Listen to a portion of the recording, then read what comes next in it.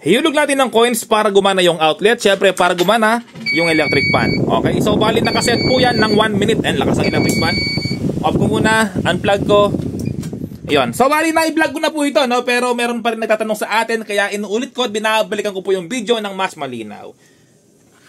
Ito po yung tinatawag na coin slot, no? Pwede po itong kahit, no? Aircon, pwede po, no? Dahil meron akong nilagay dito na relay na heavy duty.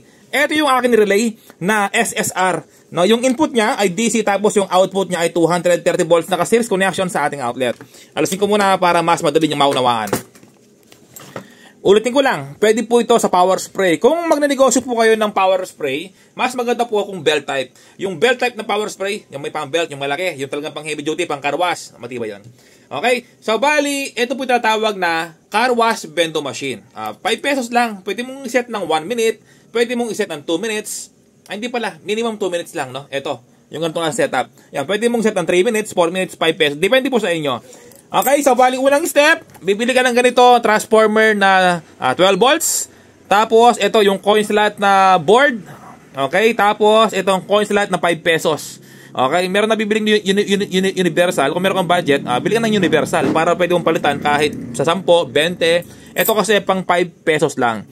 Tapos, bili ka ng SSR na relay. Ganito, mas maganda kung 100 ampere. Okay, nabili ko ay, ito, 100 siya. Tama-tama.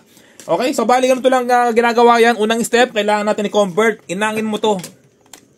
Kasi kapag hindi mo ininang to, pwedeng masira yung kanyang relay, no? Dahil nga mataas ng ilo-load natin, mataas yung ampere ng power spray, no? Kaya mga washing machine, pwede rin dito sa ating ginawang setup. Ito po siya. Okay, kung nakaharap pong ganyan, ang inyong board, kailangan nakaharap po ng ganyan, no? Para hindi kayo malito. Spot natin. Okay, so bali, ito po yung ginawa ko. Ito yung board, di ba? Dapat nakaharap po ng ganyan para hindi kayo malito. Pwede siyang screenshot. Ito yung negative. Okay, negative yan.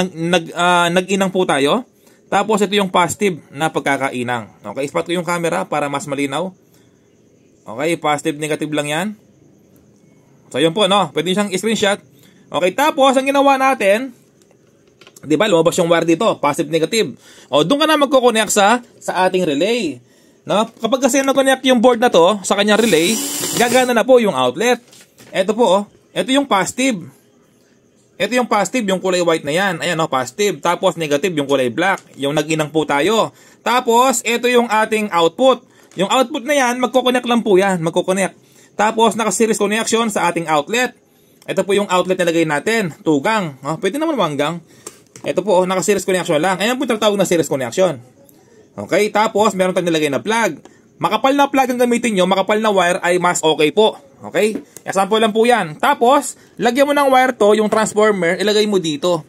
Kahit magkabaliktad, wala yung problema. Kapag gumagamit ka ng transformer, kahit magkabaliktad, ay walang problema dahil may diode na po yan. Okay? Tapos, yung connection, ito lang. Ito yung galing sa kanyang sensor, coin slot. Nasa una. Ito, coin slot. Yan, pinapasok po dito yan, nilalagay po dito, ini-screw.